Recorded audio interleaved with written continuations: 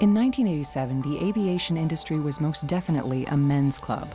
Pilots, engineers, and those who served in the military populated upper management. Women had to make inroads by charting their own courses, but felt isolated.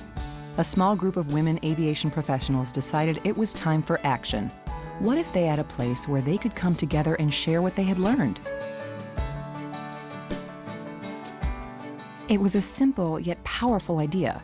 Invite a few women over for lunch to exchange ideas, share experiences, talk about how to reach other like-minded women, and work like crazy to change the status quo. This group made an ambitious plan to reach out to professional women in the aviation industry throughout the world.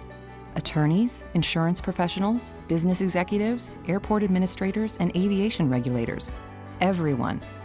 In 1989, they invited these women to attend the founding conference of the International Aviation Women's Association, now known as IAWA. The site was a bastion of male exclusivity, Chicago's Union League Club.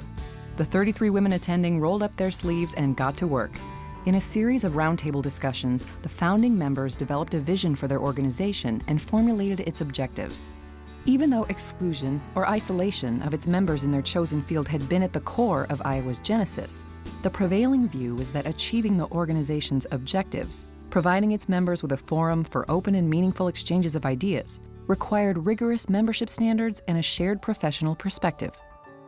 Over the next 2 years, members gathered annually in Washington, D.C., with Sharon Holohan as IAWA's first president. By developing its mailing list of women throughout the world, IAWA's outreach effort began to grow membership.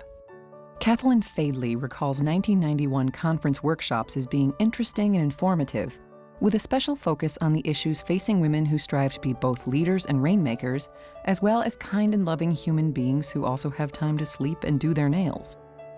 Senator Nancy Kassebaum spoke at the conference, which concluded with an address by shuttle astronaut Marcia Ivins, a woman whose career knows no ceilings, glass or otherwise. Sarah Simmons served as president from 1991 to 1993. Under her leadership, IAWA launched a quarterly newsletter, began work on a membership directory, which would become an important networking tool for members, and in addition to hosting a conference in her home city of San Francisco, oversaw IAWA's first international conference. With more than 50 members from locations as varied as London, Paris, Rome, Argentina, Canada, and Bucharest, IAWA chose Brussels for the first conference outside the United States, and that year first invited women who were interested in joining but had not yet met the membership criteria to attend. The first woman to walk in space, Russian cosmonaut Svetlana Savitskaya, delivered the keynote address and much, much more. IAWA members will not soon forget Svetlana's late-night serenade of Russian folk songs or the unscheduled stop of the Antwerp excursion bus that resulted in an invitation to the grounds of NATO headquarters. Not everything about the Brussels conference was new. The camaraderie that had become the hallmark of IAWA was there and growing. And some traditions which had been established in the short history of the organization were observed faithfully. The tradition of appreciating the local culinary offerings, the tradition of indulging in the spirits favored in the region, and perhaps most important is the tradition that sets IAWA apart from most professional organizations, the tradition of shopping. If anyone was wondering whether IAWA was increasing the visibility of women in the aviation industry, Lisa Savitt, who served as president from 1993 to 1995, provided the answer. She noticed that other organizations had started using IAWA as a resource for finding women to speak at their own conferences and events. With Lisa at the helm, IAWA experienced a 100% increase in membership and held its second European conference in 1995, convening in Paris. Sharon Irwin summed up the experience. IAWA, like Paris, is truly unique. Camaraderie, professionalism, and joie de vivre make IAWA unique among professional organizations. After Dot Etheridge found it necessary to cut her presidential term short to attend to increased demands at work, Kathy Posner served as president from 1996 to 1999. During her term, Kathy oversaw development of IAWA's website, new promotional materials, a new membership directory, and a revamping of the IAWA newsletter.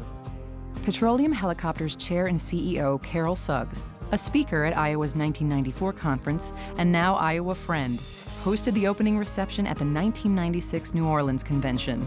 Members experienced the Crescent City to the fullest. Carolyn Corvey of Boeing, who had spoken at the New Orleans conference, arranged to treat 1997 Seattle conferees to a private tour of Boeing's Everett Field. After viewing a 767 aircraft in various stages of assembly, the tour was declared a complete success when, in true Iowa fashion, the cash register began to ring at the Boeing gift shop, proving Iowa women can shop no matter where they find themselves. Iowa celebrated its 10th anniversary amid medieval castles in Ireland. Everyone went home with lots of Waterford crystal, wool sweaters, and an appreciation for the wonderful pub drink, the Irish shanty. Taking stock of how far Iowa had come in its first decade, President Kathy Posner remarked, "You cannot go to an aviation industry event these days and not meet at least one, and usually several, Iowa members." In 1999, Iowa celebrated the Year of Aviation in Montreal. The following year, FAA Administrator Jane Garvey spoke, and Iowa looked at how it could lead the way in the new millennium. While everyone was struggling to heal from the tragic events of September 11th, Iowa came together for its 13th conference in London. President Eileen Cashman Jermak described the soul-searching that went into the decision not to cancel. As the days passed following the terrorist events, it became clear that it was even more important for us to gather as an organization to share concerns, present perspectives, discuss developments, and dialogue regarding the industry's management of aviation challenges during this unprecedented time. At Iowa's 2002 conference in Phoenix, led by President Patty Moores, a record 108 participants heard remarks from Francine Kerner, Chief Counsel of the Transportation Security Administration, and the Honorable Marion Blakey, Administrator of the Federal Aviation Administration, among others. The United States Ambassador to Portugal hosted the opening reception at the following year's 15th annual conference, held in Lisbon. As a result of the work of many Iowa women, but in particular the leadership of Cecile Hatfield, a scholarship program was established for qualified women majoring in aviation law, management, business, or finance. Beginning in 2004, 3 scholarships were awarded each year. By 2007, the program expanded to include a 4th scholarship, earmarked for a student at a university outside the United States in a country where Iowa has held a conference. Under the leadership of President Joanne Young, Shanghai was the site of Iowa's conference in 2005. In an Iowa first, the conference had a co-host, the General Administration of Civil Aviation of China. Oh, and of course there was shopping. To increase outreach and benchmarking with other women's and aviation associations, Iowa established liaisons with the Washington Aero Club and the ICAO Focal Point on Women. And in 2006, Iowa created an advisory board of distinguished industry professionals. While president, Julie Ellis saw a record-breaking 200 women flock to Iowa's 2006 conference in New York. FAA Administrator Marion Blakey again addressed the conference and remarked, "No matter which side of the globe I'm on, Iowa is there. That's a good thing for women. That's great for aviation." At the 2007 conference in Buenos Aires, Iowa's VP International Elizabeth Friedenberg received special recognition for her years of service and her help in welcoming Iowa to her hometown. Which brings us here, back to Chicago for Iowa's 20th annual conference under the leadership of President Deborah Fowler. Just in case you're wondering, there will be plenty of shopping opportunities, a whole magnificent mile's worth. During its first 20 years, Iowa has extended its reach to circle the globe. It has seen its members rise in the aviation industry, and it has provided guideposts for women seeking to chart a career trajectory. Was it all smooth sailing? Absolutely not. Sharon Holohan explains, "Yes, we had growing pains. Since our members come from many different fields in the industry, there are some varying opinions as to what direction we should be taking. The thing that has kept us together is our shared sense that the aviation industry is exciting and challenging, and we all enjoy being a part of it. Iowa affords opportunities for professional women in aviation that are simply unmatched by any other organization. It provides opportunities to forge relationships with dynamic and interesting women from every part of the aviation industry and every part of the world. But what impact has Iowa had on those who have not been there since the beginning?" Melissa Harder's reflections on her first Iowa conference speak to the perspective of new members.